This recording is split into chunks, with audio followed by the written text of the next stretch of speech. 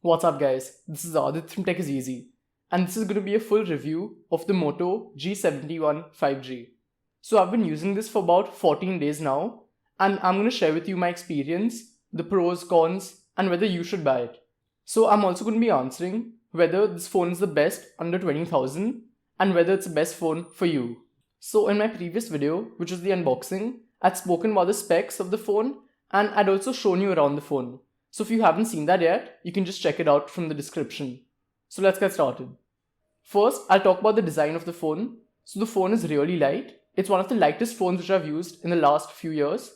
Then it has a Type-C charger and a 3.5mm jack. So this is one thing which I liked. But now talking about the back. So the back is made out of plastic. So although it has a glass look, if you just see it in the light, it does look like glass, but actually it's plastic.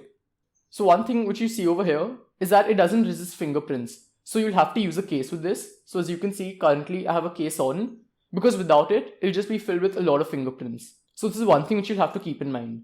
Now I'm going to talk about the fingerprint sensor. So a lot of people were saying that it should have been an in-display or a side-mounted one. But in my opinion, I really like the rear-mounted one.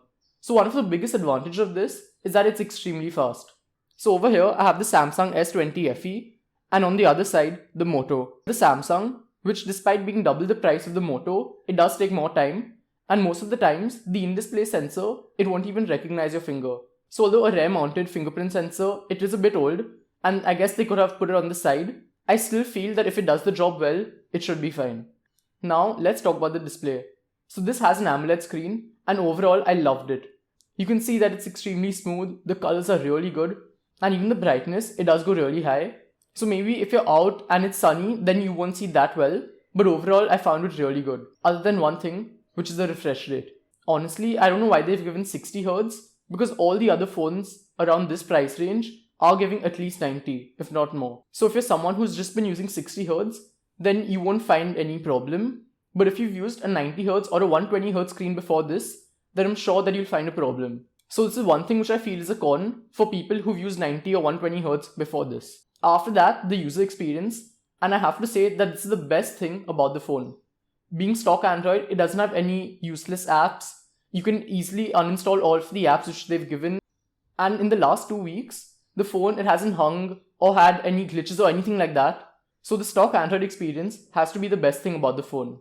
Then talking about the battery. So this has a 5000 mAh battery, and this along with stock Android, which doesn't consume much, the phone easily lasts me 1.5 to 2 days. So I don't even think that there's been a time in the last 2 weeks when I've had to charge the phone on the same day. Then another good thing is that this phone has 13 5G bands, and this is one of the highest which I've seen in this price range. So again, in this sense, talking about 5G in the future, this phone's really good. Now talking about the processor, it has a Snapdragon 695, which is similar to the 750G. So overall, it's quite powerful. So I've played a few games on this like PUBG. So for half an hour to 1 hour gaming every day, it should be fine. But if you're someone who will game for, let's say, 2 to 3 hours, then I feel that there are better phones out there, like maybe the iQOO Z3, or there are many others around this price range which you should look at. After that, another thing, which isn't exactly a con, but that's the single speaker. So now many phones are coming out with stereo speakers around this price range, but again, I feel they've done some cost cutting and just given a single speaker. So again, if you're someone who's been using a phone with stereo speakers, then you'll surely find the difference. But other than that, it's loud, it has good quality, then it has support for Dolby Atmos. So overall, even the single speaker is quite good. Now let's talk about the camera. So I'll show you some of the pictures which I've taken. So overall, I really like the rear camera. The primary sensor is really good. And you can see that the colors which it captures are good. Then even the details. And Moto has definitely improved the camera in the last few years. So this is my review of the Moto G71 5G. I'll quickly mention some of the pros and cons and whether you should buy it. So first talking about the cons, the first one will have to be the refresh rate, which is 60Hz. After that, stereo speakers, and then the rear mounted fingerprint sensor, which could be a con for some. Now talking about the pros, the display, the stock Android experience, and even the camera, I feel all of them are quite good.